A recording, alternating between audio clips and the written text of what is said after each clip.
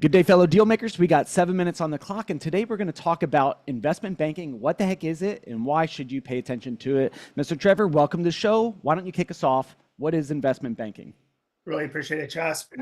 Investment banking, our focus is in this lower middle market, these 20 to $250 million transactions. Um, the reality of it is the business owners today are getting called on unsolicited by acquirers 10x more than they were 10 years ago. Advent of private equity really driving this.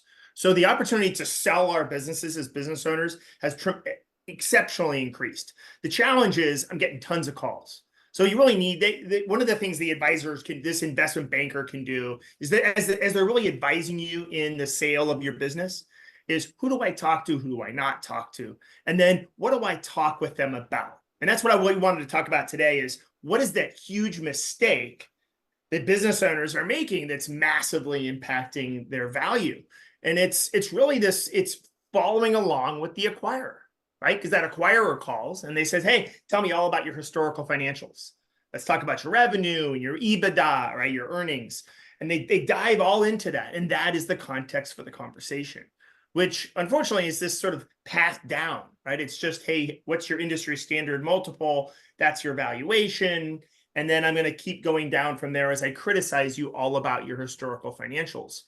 And what they're often missing, one of the things this advisor can do is sort of change the context. And the context of that conversation could be, yes, here's all my historical financials. And by the way, here's these, as you do the analysis, here's these gems within those historical financials, be it your customer retention or other metrics in that. But the thing that one of the things the advisor can do this really well is changing the term around, let's reframe what the value is. The value isn't my historical financials because my revenue and EBITDA are relatively irrelevant. The only relevant thing is, Mr. Acquirer, is how much money you're going to make in the next 3 to 5 years by owning this. So what we want to do is we want to lay out what's my organic growth look like, what's synergy A, synergy B, and synergy C. And those synergies can be things like, boy, you're going to sell your stuff to my customers. I'm going to sell my stuff to your customers.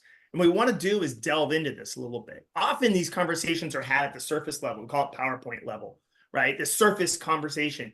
That's helpful, but we can't stop there. And unfortunately, most processes actually do. They kind of, everyone nods, yeah, we kind of understand it. And then we go forward and we start negotiating purchase price without really exploring these synergies. Our belief is one of the things the advisor can do is pause that conversation right there and say, if we're really a good fit, let's lean in it. Let's lean in together and explore these things. Let's characterize what each of these synergies are. Let's quantify them and let's validate. 3 pieces that are critical in this. The rationale here is, boy, if I'm going to sell my stuff to your customers, okay, that's a great characterization. Why is that going to happen? Why are they interested? Now let's quantify it. What do we think that attach rate is going to be in year 1? Boy, I think I can sell my stuff to 20% of your customers. I think the gross profit's going to be X. The incremental profit contribution is going to be Y. And I send this over to the buyer in a collaborative way. The buyer says, no, Trevor, you're so wrong. You're not going to sell 20% of my customers first year. It's going to be 15%. Okay. But what's happened is that's now their number. Their heads are nodding. Yep, that's what we get. What I want to do is do that for each synergy. So by the end of the day, we're not talking about, boy, I'm going to sell my company and I've got $4 million of earnings that you're going to get. What I'm saying is, boy, I'm giving you $4 million of earnings day 1. Within 18 to 24 months, we've all agreed that there's a very high probability that you're going to get $8 million of incremental profit from this. So now when I reframe that, let's pretend the buyer is selling for 10 times, is valued at 10 times earnings. From their shareholders' perspective, what you're telling me is you're going to sell me your company. And it's actually worth $80 million of shareholder value with these high belief in these assumptions. So now I've reframed it. It's no longer, I have my $4 million of EBITDA and go ahead and beat me up about all my historical financials. It's now I'm creating $80 million of shareholder value. And all of us are nodding our heads saying that's achievable. Yeah. That framework, that is I believe that's one of the number one mistakes that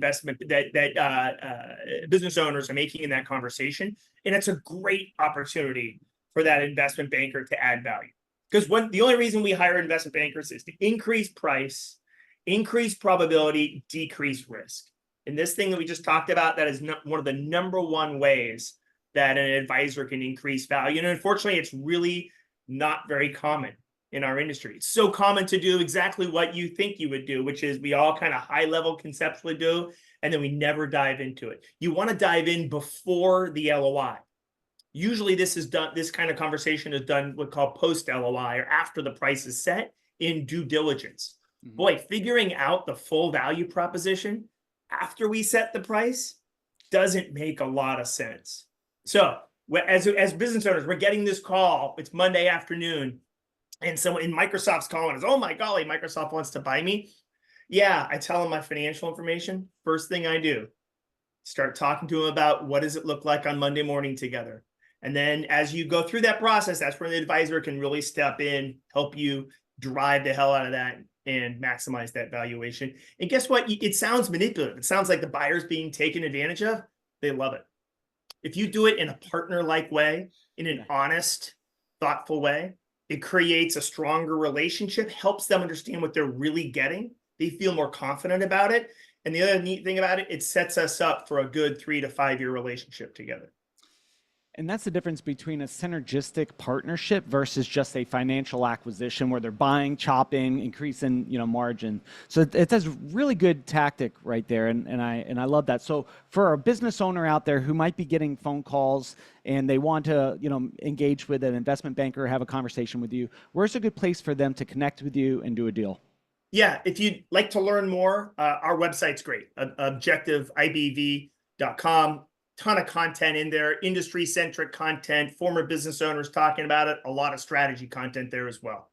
Very cool. Well, fellow deal makers, as always, reach out to our guests and say thanks for being on the show. I hope you're learning a lot. And also, I hope you're increasing the valuation of your businesses so you guys could invest in legacy and do all the things that you've been dreaming of doing all of your life.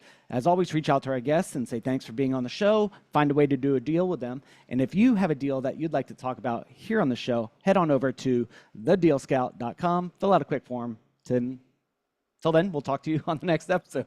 Bye, everybody.